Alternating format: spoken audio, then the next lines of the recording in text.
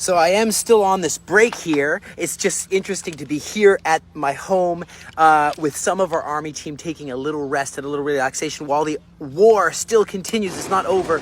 Our Yalom guys are still in there. I will be having to return afterward after this break. But in that Shifa hospital, well, there's 90 terrorists that have been eliminated. You've got 300 collaborators taken in for questioning. Lots of military equipment used to attack Israel seized. And of course, the Israel Air Force bombarding still positions of the Hamas. And here, you wouldn't feel it. I'm not in my uniform. I feel different without my uniform on. And looking at the Golan Heights and remembering we're part of a big story here. In Jabalia, you have this aircraft eliminating terrorists that are going back to these places. I was just in Khan Yunis recently, and you have these terrorists that were coming back to areas that we thought they were eliminated from them. And I just say, hey, where is all this going? How will the turnaround happen? How soon will we have victory?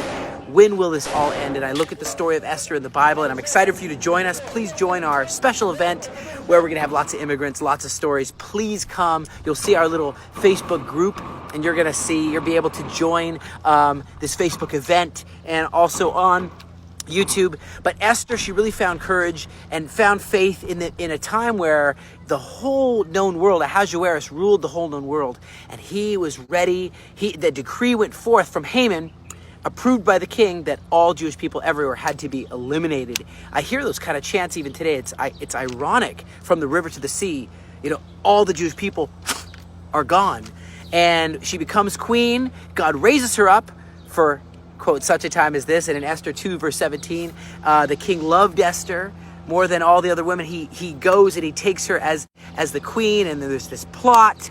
You remember the story? I look at it today, there's plots against the king. Well, Bigthan and Teresh were plotting against the king, but they're really plotting against the throne of David. Jerusalem's the place where the Messiah will be, and so there are all these plots to destroy Israel, whether it's the Hezbollah, whether it's the Hamas, whether it's the Boko Haram, whether it's Taliban, whether it's ISIS, whether it's the Nukhba, the Jabhat al-Nusra, whoever it is, the Islamic Jihad.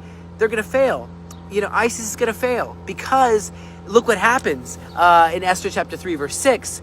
It came that Haman decides to kill all the Jewish people, and he makes this decree. The king backs it. It goes all throughout the world, but then something shifts in Esther 4 verse 16. Check it out. Go gather all the Jews. Go gather even all her handmaidens that are not Jewish. The nations in Israel, those Persian girls are fasting there in the spa and praying along with Esther. And she's like, I'm going to go before the king, and if I die, I die. But I'm going to speak up for what's right. I'm going to speak the truth. That's why I do these videos. And that's why I encourage people to stand with us at the LA Return Center as we stand up for what's right, not just to say the right thing, but do the right thing. And then the king says, hey, speak your mind. Come to the banquet. Come to another banquet. And suddenly she says, look, I'm a Jewish girl.